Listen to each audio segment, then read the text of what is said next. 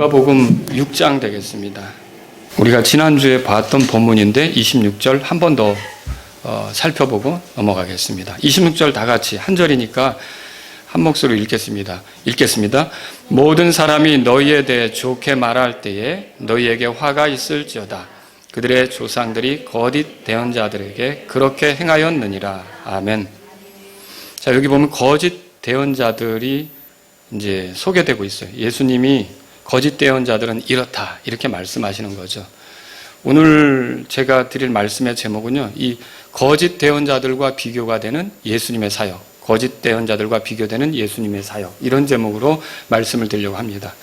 이제 오늘은 제가 누가복음 이 말씀을 통해서 보지만 요한복음의 예수님의 이제 사역의 모습을 여러분하고 나누면서 예수님의 사역은 이 거짓 대언자들에게 이렇게 이제 비추어 볼 때 어떤 것이 달랐는가, 이런 것들을 함께 보도록 하겠습니다. 자, 여기 26절에 보면 예수님이 말씀하신 그 거짓 대언자들의 특징, 그게 뭐냐 하면은 모든 사람에게 좋은 말을 듣고 싶어 한다는 거예요. 그러니까 누구도 이 거짓 대언자들에게 이제 싫은 소리 하는 거를 원치 않고, 이 사람 저 사람 모든 사람이 다 자신에 대해서 좋게 말하기를 원한다. 이거를 이제 그 거짓 대언자들의 특징으로 발견할 수가 있어요. 근데 이제 예수님이 이 말씀하신 건 제가 지난주에 여러분에게 말씀을 드렸지만 20절에서 26절까지는요, 제자들을 향해 말씀하신 거예요. 20절에 그렇게 시작하죠. 그분께서 자기 제자들을 향해 눈을 드시고 이르시되 너희, 이렇게 간단 말이에요. 이 본문에 나오는 너희는 다 누구를 말하는 거예요? 제자들을 얘기하는 거죠. 예수님을 따른다면서 이렇게 이제 예수님 곁에 있었던, 예수님에게 배우고 싶었던 그 사람들을 가리켜서 지금 말씀하시는 거예요. 근데 이들 중에는 어떤 사람들은 복이 있고 어떤 사람은 화가 있다 그랬어요. 그러니까 예수님의 제자라고 하면서 예수님께로부터 배운다고 하면서 복이 있는 사람과 화가 있는 사람의 특징은 그냥 아주 명확하게 이게 나타나게 돼 있어요. 하나는 뭐냐면 예수님을 따르면서 예수님을 주님으로 생각하고 예수님께서 가르쳐 주신 대로 그냥 손해가 되든 희생이 되든 또 어떤 걸 잃어버리게 되든 주님의 뜻에 맡겨서 이렇게 움직이려고 하는 사람은 복이 있다는 말이에요. 그래서 뭐 그들이 예를 들어서 굶주리기도 하고 가난하게 되기도 하고 모욕을 당하기도 하고 뭐 이런 게 앞에 나오는 거예요. 근데 이제 반대로 예수님의 제자라고 하지만 화가 있는 사람은 누구냐? 이런 사람이죠. 예수님을 따른다고 하지만 그분을 이용해서 자기의 어떤 편함, 안일함, 그러니까 여유로움, 이런 것들을 추구하는 거예요. 그래서 거기에 나오는 게 뭐였어요? 배부른 거, 그 다음에 부유한 거, 뭐 모든 사람이 너에게 좋게 말하는 거, 유명하게 되는 거, 이런 식으로 예수님을 이용해서 예수님을 따른다고 하지만 자기의 어떤 것들이 더 세상에서 좋게 대우받기를 원해가지고 움직인다 그러면 화가 있다는 뜻이에요. 근데 오늘은 마지막으로 이제 여기서 뭘 말하냐면 모든 사람이 너에게 좋게 말할 때에 화가 있다. 그래서 만일 예수님을 따르는 제자라고 하면서 이런 식으로 걷는다면, 그러니까 사람들에게 듣기 좋은 말만 듣고 사람이 좋게 평해주기를 원해서 움직이는 그런 제자라고 한다면 그 사람은 복이 아니라 화가 있다. 이렇게 예수님이 말씀하시는 거죠. 그래서 저는 이게 저와 여러분들이 다 예수님을 따르기 때문에 우리가 이 거짓 대언자들이 보여준 그 어떤 그 특징, 이런 것들이 우리에게 나타나지 않아야 되잖아요. 그래서 오늘 이 말씀을 통해서 저는 그러면 이 거짓 대언자들과 비교되는 예수님의 사역의 특징은 뭔가, 이걸 한번 여러분하고 살펴보려고 하는 거예요. 몇 가지로 정리를 해보겠는데요. 첫 번째 뭐냐면 예수님은 사람들이 듣기 좋아하는 설교를 하지 않았습니다.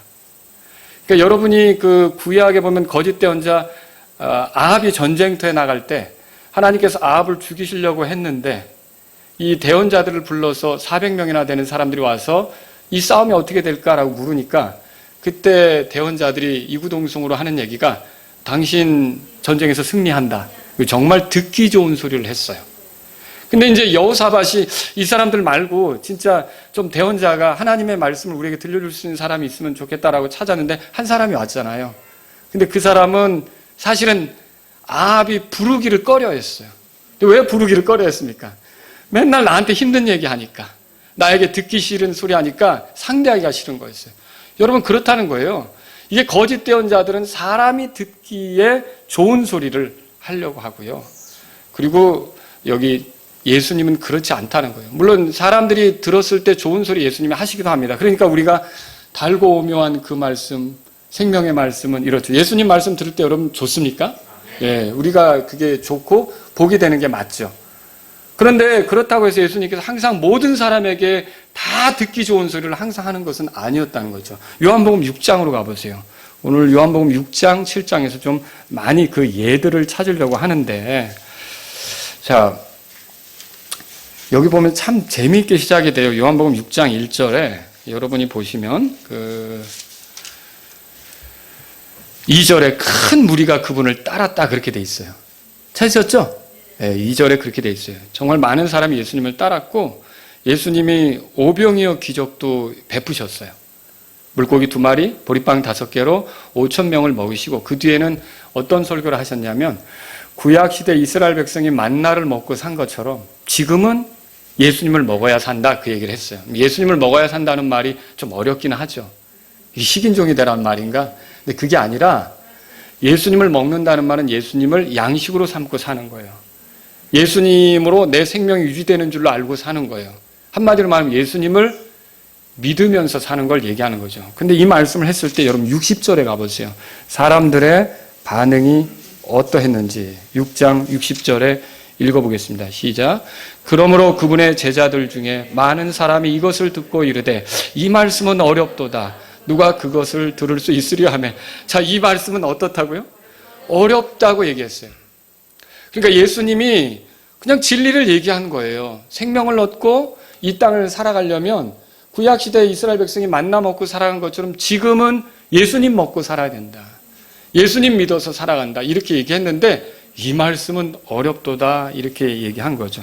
그래서 실족한 거예요. 61절에 예수님께서 자기 제자들이 그것에 대하여 수군거리는 줄 아시고 그들에게 이르시되 이것이 너희를 실족하게 하느냐 그랬어요. 그러니까 이게 그 말이 소화가 잘 안 된 거죠. 예수님의 말씀이 걸린 거예요. 실족한 거죠.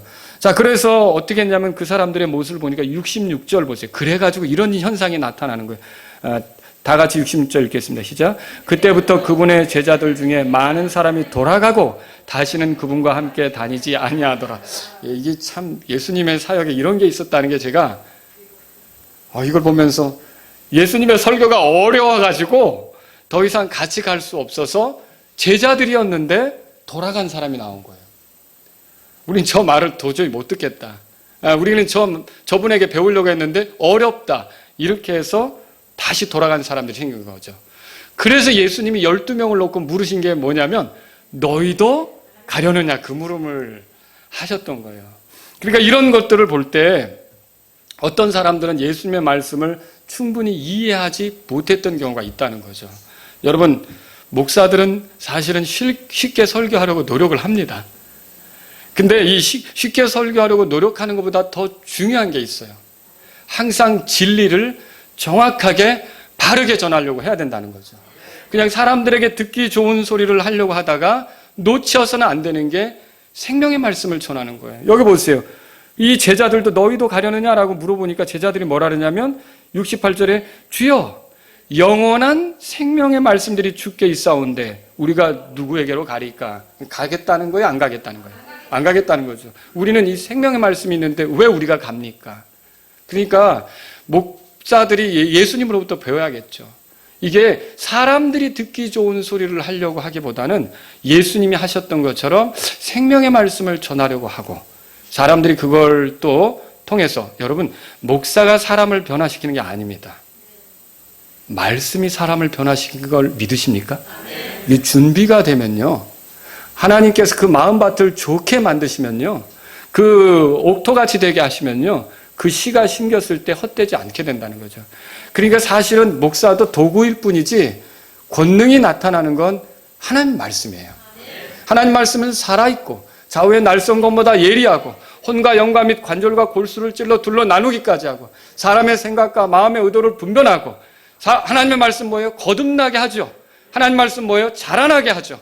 이 하나님 말씀을 정확히 선포할 때 하나님께서 일하셔서 마음밭이 준비된 사람은 놀랍게도 열매를 내놓게 된다는 거죠. 굳이 막 이렇게 쉽게 설교해야 하는 게 맞습니다. 하지만 그 쉽게 설교한다는 이유로 진리를 저버리고 타협하는 얘기를 하고 사람들이 듣기 좋은 소리를 하고 이렇게 하면 그거는 거짓 대언자들이나 그렇게 했던 것이지 예수님의 사역은 그렇지 않다는 걸 우리에게 보여주고 있다는 거죠. 여러분, 마지막 때 사람들의 특징이 뭐죠? 디모데후서 4장 3절에 이렇게 써 있어요. 건전한 교리를 견디지 못하며 귀가 가려워 자기 욕심대로 자기를 위해 선생들을 쌓아둔다. 자기 욕심대로 듣게 되도록 하는, 자기 욕심을 긁어줄 수 있는 말을 하는 사람을 선생으로 둔다는 거죠.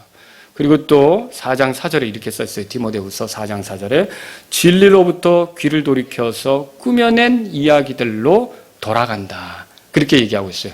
그래서 말하자면 말씀 선포자들이 사람들을 얻기 위해 사람들에게 듣기 좋은 소리를 하겠다고 결국은 이런 진리에서 떠나고 꾸며낸 이야기를 일삼고 이렇게 하면 그 사역은 예수님의 사역을 따라가는 게 아니라는 거죠.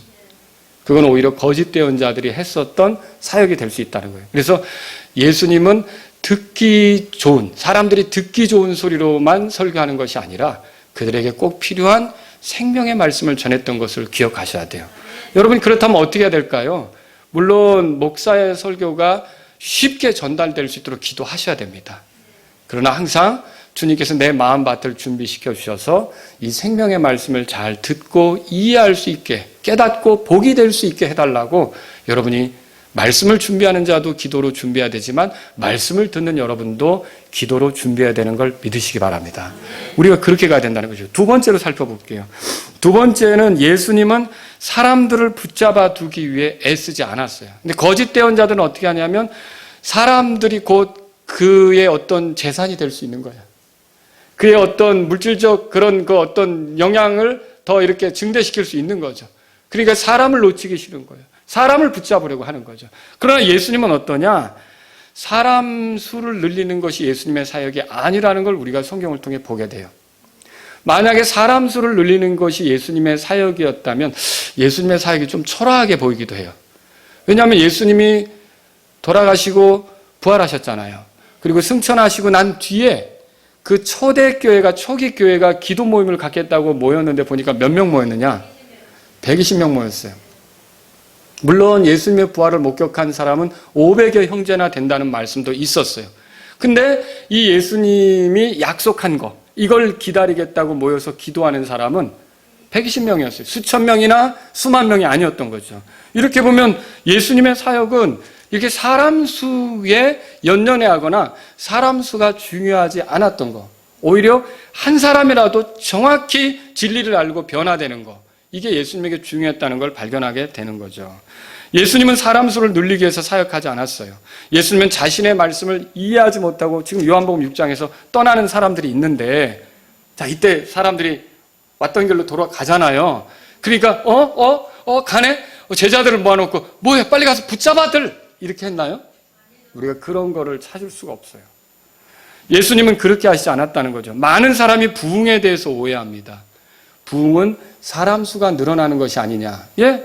사람 수로 늘어나는 것도 어떻게 보면 부흥이라고 표현할 수는 있겠지만 정말 성경적인 부흥은 이런 거예요. 여러분 지금 밖에 나가보세요. 저도 엊그제 저희 자매랑 이렇게 집 뒤에 이렇게 산책을 하는데 나무들이 지금은 다 새콤해요. 근데 요게 이제 한 보름이나 한 달 지나면 어떻게 될까요? 그래서 새파란 순이 나올 거 아닙니까? 잎새가 나올 거 아닙니까? 여러분 그게 부흥이에요. 죽어 있는 것처럼 보인 것에서 생명의 역사에서 생명력이 드러나는 거죠. 마찬가지로 그리스도인으로 살아가면서 이게 뭐예요? 영적으로 침체되어 있고 이렇게 돼 있지만 어느덧 그 하나님의 놀라운 생명력의 역사로 되살아나는 거, 이게 부흥이라는 거죠. 그게 많아지는 것이 주님의 사역의 방향이었지, 이게 단지 어떤 조화 같은 것들을 많이 늘려가는 게 주님의 사역의 방향이 아니었어요. 주님의 사역의 방향은 생명을 얻는 사람이 많아지는 거였어요. 그 생명을 얻는 사람이 많아지는 건 좋은 일이죠. 그러나 생명을 얻지 못하고 그냥 조화 같은 사람들이 많이 늘어나는 것을 사역의 열매인 걸로 생각하면 그건 위험한 거라는 거죠. 여러분 예수님은 그렇게 사역하시지 않았어요. 요한복음 6장에 찾으셨으니까 거기 65절에 보세요. 우리는 이 원리를 배울 필요가 있어요. 65절 읽겠습니다.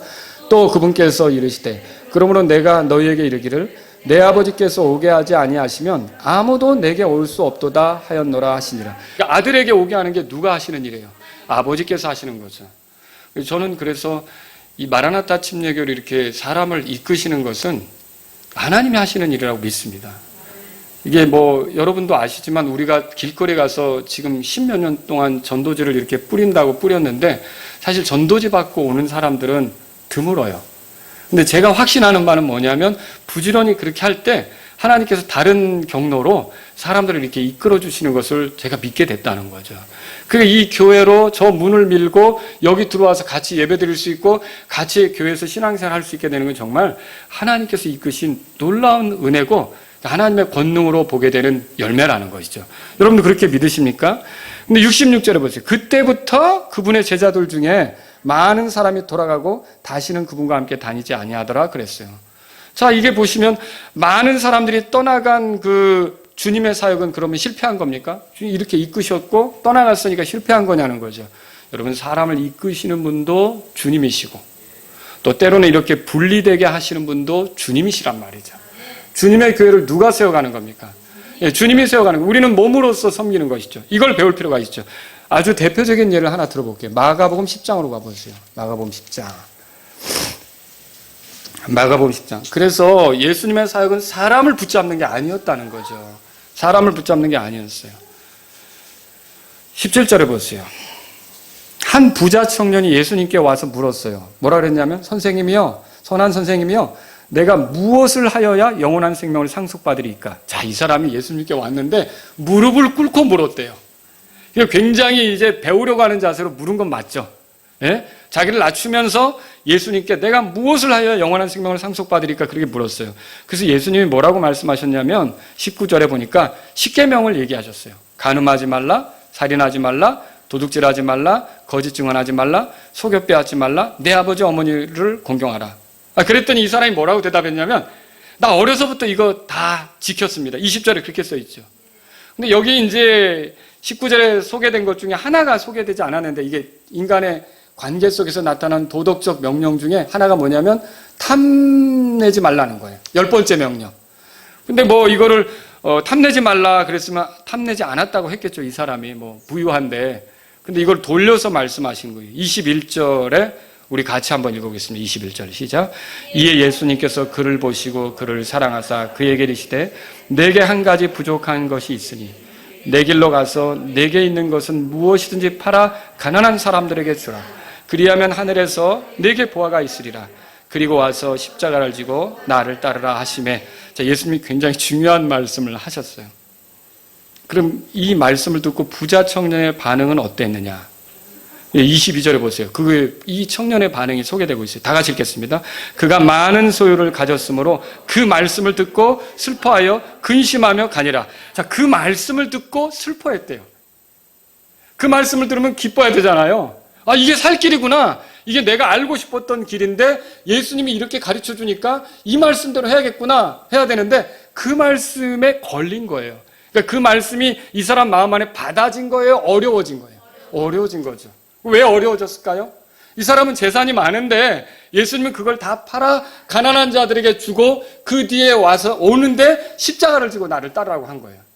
그러니까 이걸 다 생각해 보니까 이게 보통 쉬운 일이 자기가 그 재산을 내려놔야 되고요. 또 여러분 십자가를 진다는 게 뭐예요? 십자가를 진다는 건 죽으러 가는 거거든요. 십자가를 지는 건 죽으러 가는 거예요. 십자가가 사형틀이니까. 그러면 그 말은 무슨 뜻이에요? 자기를 부인하고 와서 나를 따르라는 거죠. 자, 그런데 이 부자 청년은 그게 너무 어려웠던 거죠. 자, 이 말씀이 이 사람이 듣기에 좋은 소리였어요? 어려운 소리였어요? 어려운 소리였죠. 그러니까 이 어려운 소리를 듣고 이 부자 청년은 어떻게 했냐면 그냥 슬퍼하면서 근심하면서 갔다 그렇게 써 있어요. 자, 그럼 우리 생각에는 예수님께서 이럴 때 이 부자 청년을 붙잡아야 사랑이 아닌가 그렇게 생각해요. 자, 그럼 예수님이 이 부자 청년을 사랑하지 않았습니까? 21절에 보세요. 이에 예수님께서 그를 보시고 뭐라고 돼 있어요? 그를 사랑하셨다고 돼 있어요. 근데 그를 사랑하셨는데 붙잡는 게 아니었어요. 오히려 그가 가도록 내버려 두신 거죠. 어떤 제자들은 물을 수 있죠. 아, 선생님, 왜 저 사람을 보냅니까? 저 사람을 붙잡는 것이 선생님에게 유익이 될 것 같은데 부자잖아요.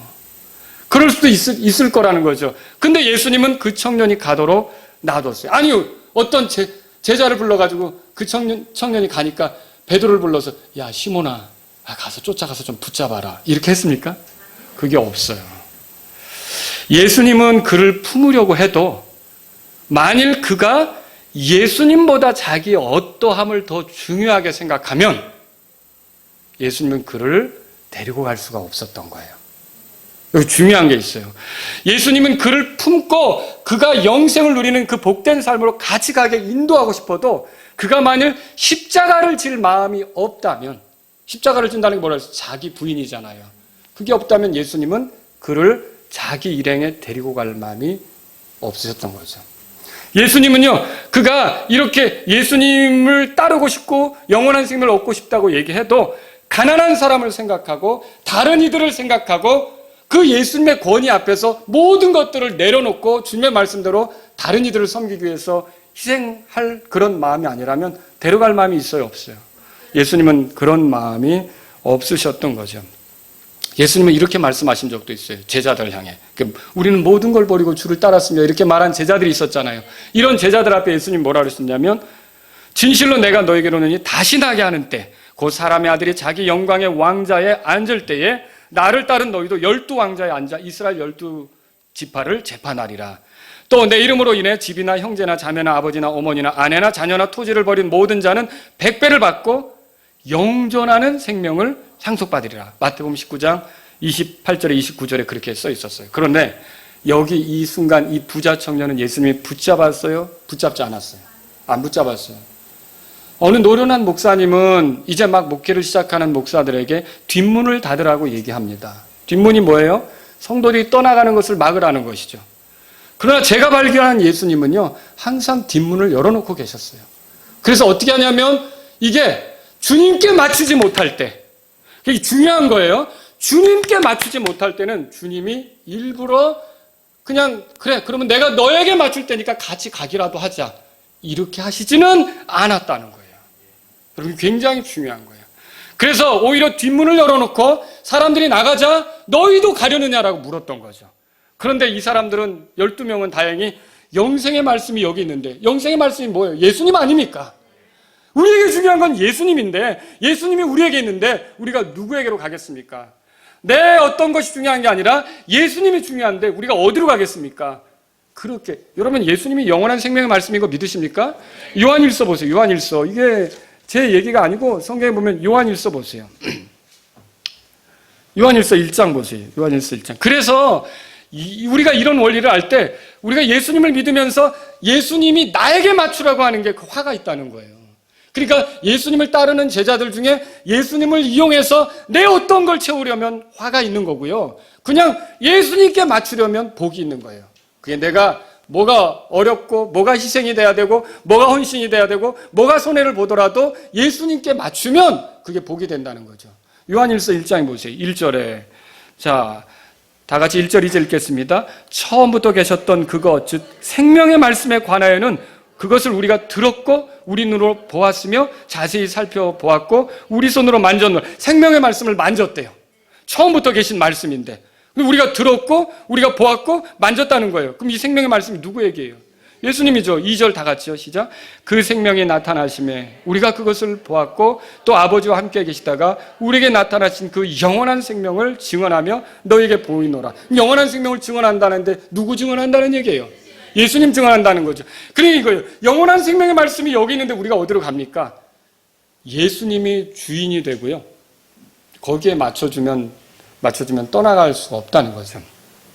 근데 예수님이 이용이 돼서 내 어떤 것들을 채우려고 할 때 그게 안 채워지면 어떻게 될까요? 네, 떠날 수도 있는 거예요. 여기 요한복음 6장에 보면 참 6장으로 돌아가 보세요. 제가 이거 여러분에게 이 부분을 좀 보여드리려고 하는데 아까 요한복음 6장에서 많은 사람이 예수님을 따랐다고 돼 있어요. 예수님을 따르는 이유는 각양각색이에요.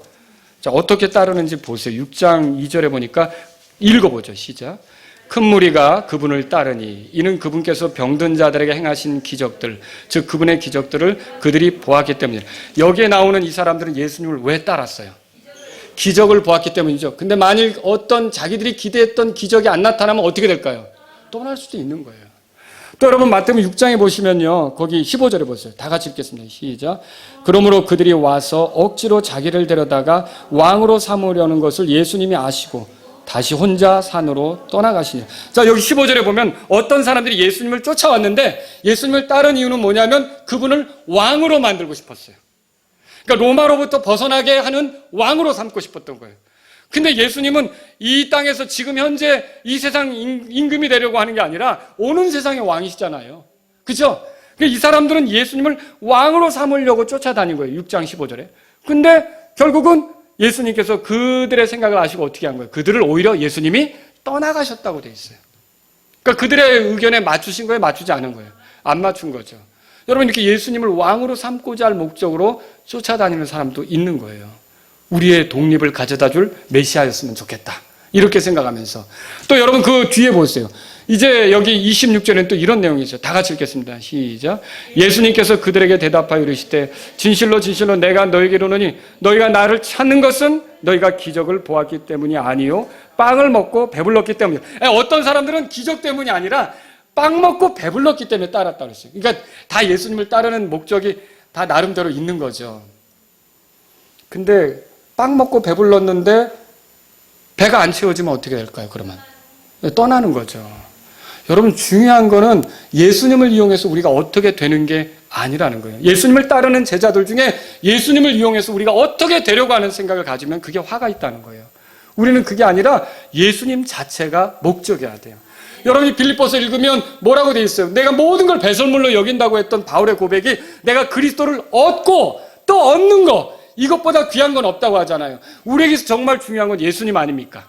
예수님하고 가까워지는 거, 예수님을 누리는 거, 예수님으로부터 배우는 거, 예수님처럼 살아가는 거, 예수님하고 친해지는 거. 이게 우리의 삶의 목적이 아니고 예수님을 이용해서 다른 것이 되면 그게 다른 것이 채워지지 않을 때는 어떻게 된다는 거예요? 이게 떠나는 일이 생길 수가 있다는 거죠. 그래서 저와 여러분들은요, 예수님이 목적이어야 돼요. 다른 게 아니에요. 그런데 그렇게 되지 않은 사람은 어떻게 됐느냐? 떠나갈 수밖에 없었다는 거죠. 부자 청년은 자기 것을 내려놓지 않은 거예요. 부자 청년은 가난한 사람들을 생각할 수 없었던 거죠. 예수님 말씀대로 할 수가 없었던 거예요. 부자 청년은요, 하늘의 보화가 있는데 그거에 대해서 관심이 없었던 거예요. 그 주님이 약속한 건데. 그러니까 지금 당장만 중요한 거였죠. 근데 예수님은 이런 부자 청년을 강제로 데리고 다니기를 원했습니까? 그렇지 않죠. 여러분 신앙이라는 건 절대 강제가 아닙니다. 하나님께서 선악을 알게 하는 나무 열매를 만들고서 따먹지 말라고 했을 때 어떤 분은 저한테 그런 질문을 자주 해요. 그냥 처음부터 안 따먹게 하셨으면 좋지 않느냐. 그러면 로봇처럼 되는 거죠. 하나님은요, 사람이 로봇처럼 그냥 맞춰지기를 원하는 게 아니라 인격적으로 만드셔서 마음을 허락하시고 이 마음으로부터 하나님을 섬기는 걸 그렇게 원하시는 거예요. 마음을 다하고 힘을 다하고 뜻을 다하여 하나님을 사랑을 원하는 거지 그냥 그 강제로 섬기는 걸 원하는 게 아니란 말이죠. 그래서 하나님은요, 이 부자 청년이 마음으로부터 주님의 권위를 인정하고 존중하고 주님의 말씀대로 할 준비가 안 되었을 때는 어떻게 되느냐? 그가 가는데도 붙잡지 않으셨다는 거죠. 여러분, 오늘날 교회는 어떤 곳입니까? 고린도전서 12장 18절에 이렇게 써 있어요. 그러나 이제 하나님께서 친히 기뻐하시는 대로 지체들을 곧 그것들 각각을 몸 안에 두셨느니라. 지체들을 몸 안에 두신다. 누가 그렇게 한다고 써 있어요? 하나님께서. 교회의 지체가 더해지게 하는 것은 하나님이 하시는 일이란 말이죠. 그래서 교회의 지체가 되면 성령이 하나 되게 하신 것을 힘써 지키는 거. 에베소 4장 3절에 나오죠. 그것이 우리 모두에게 필요하다는 거죠. 그러나 만일 하나가 될 수 없다면, 안타까운 일이지만 같이 갈 수 없는 문제가 생긴다면, 믿음의 일치를 이룰 수 없다면 어떻게 돼요? 분리가 불가피하게 일어날 수도 있어요. 이건 또 서로에게 상처가 될 수도 있는 일이에요. 그런데 어떤 경우는 그런 일들이 생길 수도 있다는 거죠. 바울과 바나바가 1차 전도행 끝나고 2차 전도행 나갈 때 마가 데리고 가냐 마냐 이거 가지고 싸웠다고 그랬는데 그것도 격렬하게 싸웠다고 그랬어요. 근데 그러면 그 싸움으로 두 사람이 갈라섰잖아요. 그럼 대답해 보세요. 그 이후로 선교 사역은 중단되었다. 아니에요. 여러분, 아브라함의 종들과 롯의 종들이 목자들이 있잖아요. 그렇죠? 이 가축대가 많아지니까 서로 싸웠어요. 결국 그래서 아브라함이 뭐라 그래요? 너가 이쪽으로 가면 내가 이쪽으로 갈게 그러잖아요. 그래서 그들이 갈라졌어요. 그러면 아브라함의 믿음의 여정은 중단되었습니까? 아니라는 거죠. 여러분, 예수님은 자신의 말씀을 수용할 수 없었고 그 부자 청년이 예수님의 권위를 인정하지 않았을 때는 어떻게 했느냐? 그가 자기 길로 가는데 그냥 두셨다는 거죠. 붙잡으려 하지 않으셨다는 거죠. 근데 거짓 대언자들은 어떻게 하느냐? 사람이 중요하거든요. 사람이 중요해요. 그래서 그 사람들을 어떻게 붙잡으려고 하는 거죠. 그리고 그 사람들에게 타협하기 시작하는 거죠. 여러분, 목사는 교회에 사람을 붙잡아두게 일하는 사람이 아닙니다. 또 사람들이 교회를 떠나는 책임이 집사들에게 있는 것도 아닙니다. 예수님은 부자 청년에게 나를 따르라고 했어요. 저와 여러분들은 목사를 따르는 것도 아니고 집사를 따르는 것도 아니에요. 다 누구를 따르느냐? 예수님을 따르는 거예요. 여러분, 그렇게 생각해야 돼요. 교회로 사람을 모이게 하시는 분이 예수님이란 말이죠. 요한복음 6장에 있으니까 44절 보세요. 44절. 같이 읽겠습니다. 시작. 나를 보내신 아버지께서 이끌지 아니하시면 내게 오는 그를 아버지께서 내게 이끌지 아니하시면 아무도 올 수 없다. 이게 아버지께서 이끌어야 여기에 있는 거고요. 그 아버지께서 이 교회를 주장하는 거란 말이죠. 그런데 여러분 68절에는 애석하게도 요한복음 6장 68절에 예수님이 이렇게 묻고 또 말씀하시는 게 나오는데, 자, 예수님에게 대답하는 베드로의 대답을 우리 같이 읽어보죠. 시작. 그때 시몬 베드로가 그분께 대답하되 주여, 영원한 생명의 말씀들이 주께 있사온데 우리가 누구에게로 가리이까? 가겠다는 소리야, 안 가겠다는 소리야? 안 가겠다는 소리죠. 이게 예수님에게 고정되는 게 필요해요. 그러니까 마지막 때는요, 우리 마음을 흔들어서 예수님에게 고정되지 못하게 하는 게 너무 많습니다. 그러니까 우리가 믿음의 창시자의 완성자이신 예수님을 바라봐야 되는 거예요. 예수님을 통해서 우리가 힘을 얻고 예수님을 알아가고 예수님과 함께 가는 생활이 돼야 되는데, 그렇지 않으면 어떻게 되냐? 우리 마음도 아주 심한 흔들림을 받을 수가 있는 거예요. 여러분, 사람을 바라보면, 노래도 있잖아요. 사람을 보면 어떻게 해요? 실족하는 것이 있을 수 있는 거죠. 넘어질 수 있는 거죠. 인간은 다 냄새가 나요. 여러분, 제가 늘 누누이 말씀드리는 게, 이 교회가 모인 사람들이 다 천사들이 모인 곳이 아니라고 그랬잖아요. 다 부족한 사람들이 모인 곳이라 그랬잖아요. 목사부터 시작해서 그냥 모든 성도들이 새 신자나, 오래 믿은 신자나 다 부족한 게 많은 거예요. 근데 우리가 만약에 우리 초점을 예수님이 아닌 사람에게 두면 어떻게 될까요? 실족할 수 있는 거죠. 여러분, 우리는 예수님께 집중하는 사람들이 돼야 되는 것을 배우시기 바랍니다. 자기 나름의 목적을 가지고 주님 곁에 온 사람들은 목적이 충족되지 않으면 지금 설명한 것처럼 떠날 수 있는 거예요. 그러나 예수님이 전부인 사람은 어떻게 될까요? 또다시 예수님께 매달리면서 예수님을 따라가려고 하는 거죠. 여러분, 우리가 예수님 따르는 거 아닙니까? 제자가 뭐예요? 예수님 따르는 거 아닙니까? 여러분이 임동선 목사를 따르려고 있는 게 아니에요. 사실 임동선 목사가 여러분에게 가르치는 내용은 예수님을 따르라고 가르치는 거예요. 그래서 결국은 제 가르침을 잘 따르면 결국 저는 잊어버려도 예수님에게 더 집중하겠죠. 그렇죠? 예수님을 따르기 위해서 우리가 다 있는 거란 말이죠. 그러니까 우리는 저부터 시작해서 여러분과 저는요, 다 예수님을 따르려고 하는 그런 자세로 가야 되는 거예요. 예수님은 사람을 붙잡아 두기 위해서 사역하시지 않으셨다는 거예요. 다 예수님을 따르도록 그 사역에 집중하셨던 거죠. 세 번째로 드리고 싶은 말씀이 있어요. 이게 뭐냐면요, 예수님은 사람들에게 알려지기를 바라지 않으셨어요. 근데 거짓 대언자들은 어때요? 자꾸 알려지기를 원하죠. 예수님이 사역하실 때 그분의 형제들은 예수님을 믿었어요? 안 믿었어요? 안 믿었죠. 안 믿었는데도 예수님에게 훈수를 뒀어요. 예수님에게 조언을 했단 말이에요. 7장 가보세요. 7장 5절에, 요한복음 7장 5절에 이는 그분의 형제들도 그분을 믿지 아니했기 때문이다. 그렇게 돼 있죠. 이 믿지 않았던 형제들이 예수님에게 뭐라고 말하냐? 3절 4절을 이제 같이 읽겠습니다. 읽습니다. 그분의 형제들이 그분께 이르되 여기를 떠나 유대로 들어가 당신이 행하는 일을 당신의 제자들도 보게 하소서. 은밀히 일을 행하면서 드러나게 알려지기를 스스로 바라는 사람은 없나이다. 당신이 이것들을 행하시거든 당신 자신을 세상에 나타내. 한마디로 말하면 이거예요. 더 유명해지세요. 더 알려지세요, 이거죠. 우리는 때때로 어떤 유명한 사람을 곁에 둠으로 그게 내 어떤 지위, 내 어떤 그 가치, 이런 것들을 더 올라가게 한다고 생각할 수가 있어요. 동생들은 예수님의 제자가 아니고 예수님을 따르지도 않으면서 우리 형이 유명한 사람이 되어서 우리는 다 유명한 분의 동생들이다.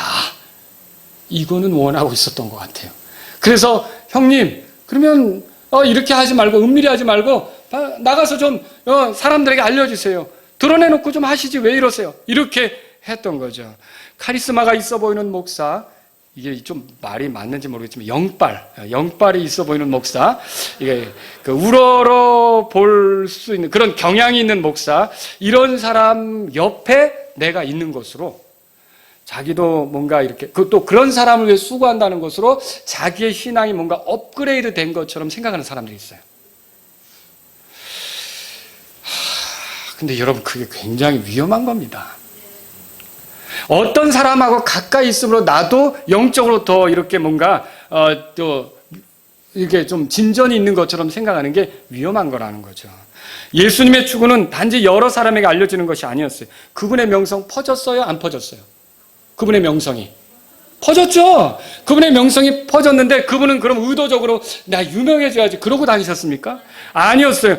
여러분, 성경을 읽어보면요, 예수님이 어떤 병자들을 고쳐주고 말하지 말라고 한 적도 많아요. 예수님의 사역의 목적은 유명해지는 게 아니었어요. 오히려 예수님이 뭐라 그러셨는지 한번 생각해 보세요. 제자들을 불러놓고 얘들아, 얼마나 많은 사람이 나를 알고 있느냐 이렇게 물었어요? 아니면 사람들이 나를 누구라고 하느냐 이렇게 물었어요?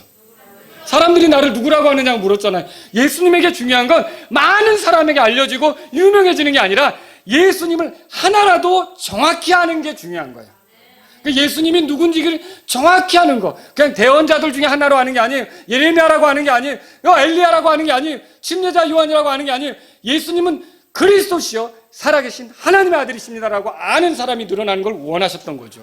그러니까 예수님을 많이 아는 게 중요한 게 아니라 정확히 아는 거. 여러분, 이게 근데 거짓 대언자들은 어때요? 더 많이 알려지기를 원한다는 거죠. 제가 유명하지 않아서 다행인데 여러분은 제가 만일 유명하다면 저하고 같이 신앙생활하는 걸로 여러분의 신앙도 업그레이드 된 것처럼 생각하실래요? 이건 정말 옳지 않습니다. 위험합니다. 왜냐? 여러분을 위해서 십자가에서 죽은 분은 제가 아닙니다. 예수님이죠.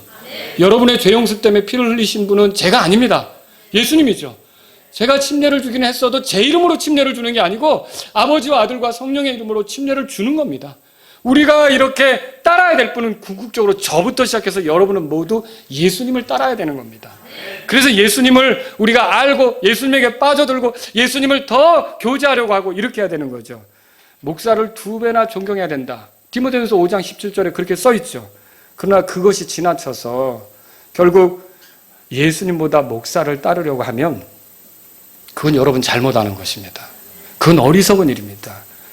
이 목사를 존중해야 될 가장 적절한 이유는 뭐냐면 그 목사가 자꾸만 예수님을 따르게 할 때, 또 그 목사도 예수님을 따르는 삶을 살려고 할 때, 그때 그게 존중이 되는 것이지 우리가 그런 것들을 배제하고 그냥 이 목사님만 따르면 되는 것처럼 생각하는 건 여러분 위험한 일이라는 거죠.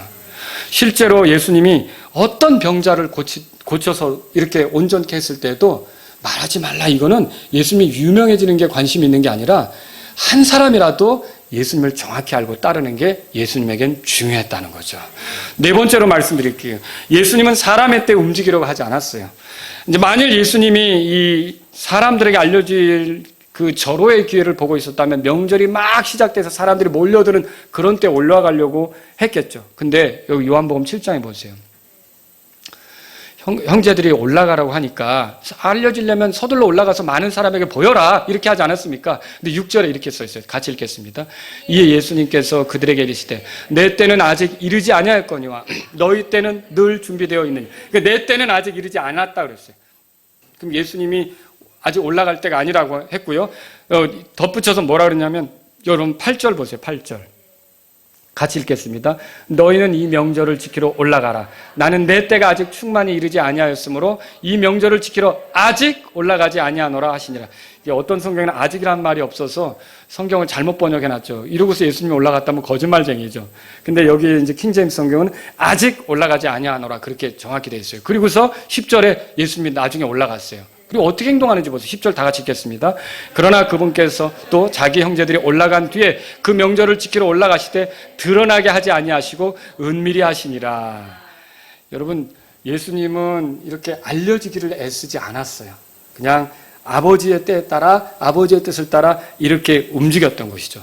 이런 걸 보면 예수님은 사람에게 초점을 맞추는 게 아니라 늘 아버지의 때, 아버지의 뜻에 맞춰서 이렇게 하시려고 했던 걸 볼 수 있는 거예요. 그래서 저와 여러분들도 뭔가 중대한 결정을 할 때 이 사람 때문에 그런 결정, 이 사람 때문에 그런 결정이 아니라 주님 때문에 그런 결정을 하실 수 있기를 바랍니다. 그리고 우리가 주님에게 초점을 맞춰야 되는 거죠. 근데 거짓 대언자들은 어떻게 합니까? 사람들에게 초점을 맞추는 거예요. 사람을 잃어버려서는 안 되니까. 그런데 예수님은 아버지의 때, 아버지의 뜻에 맞춰 결정하시고 행동하셨던 걸 본다는 거죠. 자, 다섯 번째로 여러분에게 말씀드리면요, 예수님은 사람들에게 좋은 소리만 들으려 하지 않았습니다. 오늘 본문에 가보세요. 누가복음 6장. 목사에게 오는 유혹 중에 하나는 뭐냐면요, 사람들에게 자꾸 좋은 소리를 듣고 싶어 하는 거예요. 근데 예수님은 어떻게 하셨느냐. 자, 제가 누가복음 6장 여러분 찾으세요. 아까 요한복음 7장에 이런 말이 있어요. 사람들 가운데 수군거림이 많았으며, 12절을 제가 읽는 거예요. 어떤 이들은 그가 좋은 사람이라 하며 어떤 이들은 아니라 그가 사람들을 속인다, 그렇게 써 있어요. 그러면 그 당시 예수님이 사역할 때도 예수님을 만나는 사람마다 100% 다 예수님을 좋게 얘기했습니까? 아니었어요. 그분을 따르는 사람도 있었지만 그분을 대적하는 사람도 있었어요. 그분을 비판하고 평가하는 사람도 있었어요. 비난하는 사람도 있었어요. 아니, 심지어 그분을 사기꾼이다, 속인다, 이렇게 얘기했어요. 그리고 어떤 사람은 그분이 미쳤다, 그렇게도 얘기했어요. 막이 들렸다, 그 소리가 그 소리거든요. 저 사람, 그러니까 예수님에 대한 평가가 좋은 겁니까? 아니었죠. 그런데 예수님은 그거 듣고 이거 못해 먹겠네. 내가 이들을 위해 죽으려고 왔는데 도대체 이거 너무 이들이 진해서 안 되겠다. 다시 하늘로 돌아가야겠다. 이러셨냐고요. 아니라는 거죠.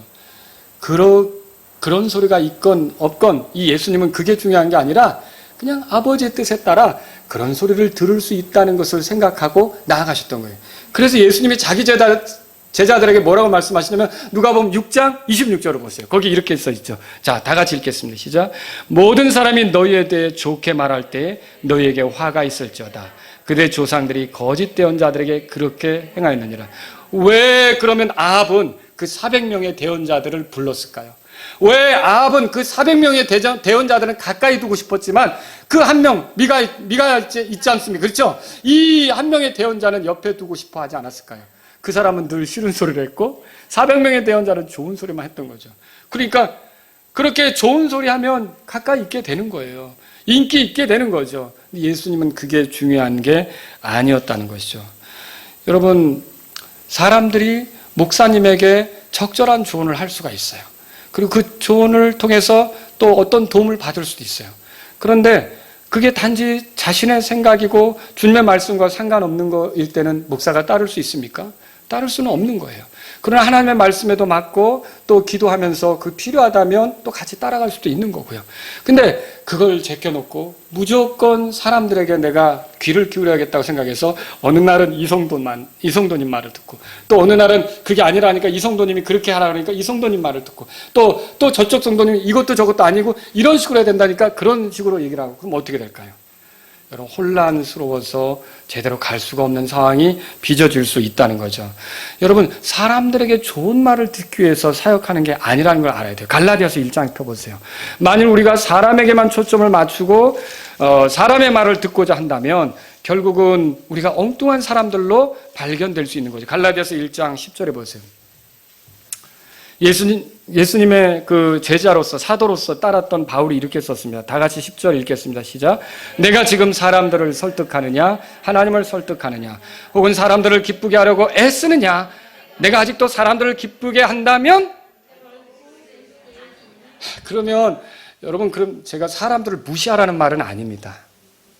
또 항상 그러면 여러분이 꼭 그 얘기할 때 형제나 뭐 자매나 아버지나 어머니나 나보다 더 사랑하는 자는 뭐 내게 합당치 않다고 할 때 그때 사랑이란 말이 여러분 사랑하면 안 된다고 하니까 완전히 무시하라는 소리입니까? 그거 아니잖아요. 권위 문제, 우선순위에 있어서 누가 높은 권위에 있는 거예요. 형제나 자매나 아버지나 어머니가 아니라 주님이란 말이죠. 그렇게 돼야 된다는 말이죠. 여기서도 기쁘게 하면 안 된다고 하니까 사람들을 무시하라 그 소리입니까? 그건 아니에요.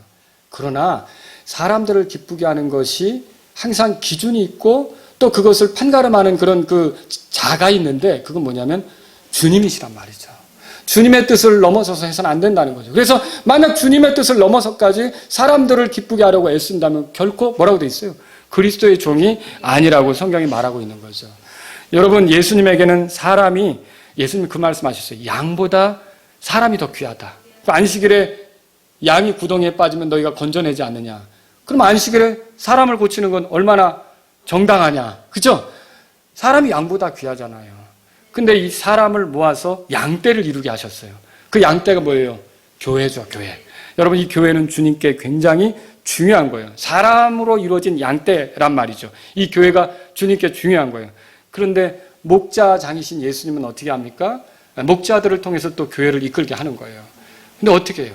목자장이신 예수님을 따라가도록 이끌게 하는 거죠. 양들이 이 방향으로 가고 싶다고 해서 거기 가면 독풀도 있는데 거기 가면 위험한 것도 있는데 양들이 그리로 가고 싶다고 해서 목자가 따라갑니까?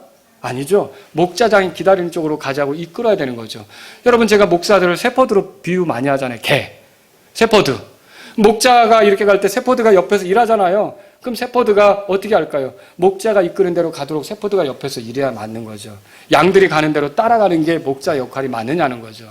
여러분과 저는요, 에게 좋은 소리를 듣기 위해서 이렇게 일할 때는 올무에 걸리고 함정에 빠질 수 있다는 걸 알아야 돼요. 그러니까 우리도 신앙생활하면서 직장생활하면서 사람들과의 관계 속에서 너무 그 사람의 비위를 맞추려다가 내 믿음의 정체를 잃어버릴 수 있어요. 대학교에 들어갔는데 이제 막 회식 자리인데 내가 이거 잘못하면 이 선배들로부터 미움당하는데 사람에게 비유 맞추려다가 내 정체를 잃어버릴 수가 있는 거죠. 여러분, 다니엘이 어떻게 했어요? 느부갓네살 앞에서 그 일꾼이 되기 위해서 준비했잖아요. 말하자면 바벨론에 끌려가서 가르침을 받았잖아요. 그런데 어떻게 했어요? 그냥 무조건 느부갓네살의 비유에 맞추려고 했습니까? 뜻을 정하고 자기를 더럽히지 않기로 했던 거죠. 근데 놀랍게도 하나님의 은혜를 입어서 더 느부갓네살의 눈에 들어서 귀하게 쓰임받은 걸 여러분 알고 계시잖아요. 그러니까 이게 내가 이렇게 하면 사람에게 이렇게 나쁜 소리를 들으면 어떻게 하나? 내가 이렇게 하면 사람에게 이렇게 좋지 못한 소리를 들으면 어떻게 하나?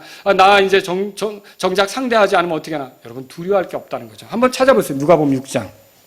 오늘 본문으로 돌아가 보세요. 자, 거기 보시면 자, 22절. 우리가 지난주에 본 거예요. 지난주에 본 거. 자, 다 같이 읽겠습니다. 시작. 사람의 아들로 인해 사람들이 너희를 미워하며 자기들의 모임에서 너희를 따돌리고 너희를 꾸짖으며 너희 이름을 악한 것으로 여겨 내버릴 때 너희에게 복이 있도다. 여러분 믿으십니까? 그래서 우리는 중요한 게 사람을 기쁘게 하려고 사는 게 아니라 하나님을 기쁘게 하려고 사는 거란 말이죠. 우리가 하나님을 기쁘게 하려고 살 때 결국 사람에게도 유익한 행보를 걸어갈 수 있게 되는 걸 믿으시기 바랍니다. 이걸 알 수 있어요. 그래서 오늘 저는요, 이 말씀을 통해서 거짓 대언자들의 사역은 예수님의 사역과 완전히 달랐다는 걸 말씀드리고요. 이런 예수님의 사역을 이해할 때 저는 어떻게 될까요? 예수님을 닮은 사역자가 되는 게 맞고요. 저와 여러분들은 또 어떻게 될까요? 그냥 예수님이 중심이 된 신앙생활이 돼야 되는 거예요. 예수님을 이용해서 내가 큰 교회 하겠다. 예수님을 이용해서 내가 유명한 목사가 되겠다. 예수님을 이용해서 내가 좀 어떻게 되겠다. 이런 그런 사역이 아니라 그냥 예수님이 원하는 대로 가려고 하는 목사가 되고, 여러분도 예수님을 믿어서 내가 이런 삶을 좀 유익하게 내가 평화롭게 살아야겠다. 예수님을 이용해서 내가 출세하겠다. 예수님을 이용해서 내가 돈 벌어야겠다. 예수님을 이용해서 내가 부자가 되겠다. 여러분, 이런 마음이 아니라 예수님이 부자도 되게 하시고 넉넉하게도 하시고 잘 먹을 수 있게도 하실 수 있단 말이에요. 우리는 근데 그게 목적이 아니라 예수님이 전부고 예수님을 더 알아가는데 관심을 갖는 그런 그리스도인들로 살아갈 수 있기를 바랍니다. 기도하겠습니다. 오늘 말씀을 들으신 여러분 가운데 하나님, 제 신앙에 예수님이 중심이어야 되는데 다른 것들이 차고 있었습니다. 하나님, 저는 예수님 중심으로 살기를 원합니다. 그리고 내가 예수님에게 맞추기를 원합니다. 그리고 예수님의 권위를 인정하며 가기를 원합니다. 이런 분이 있다면 기도하십시오. 그리고 혹시 여러분 가운데 부족한 저를 위해서 우리 임 목사가 예수님을 닮은 그런 예수님으로부터 가르침 받은 대로 사역하는 목사가 되기를 원합니다. 이런 분이 있다면 기도해 주십시오. 여러분, 오늘 이 시간 말씀이 여러분에게 어떻게 와닿았든지 여러분에게 필요한 대로 주님께 호소하는 시간을 가지면 좋겠습니다.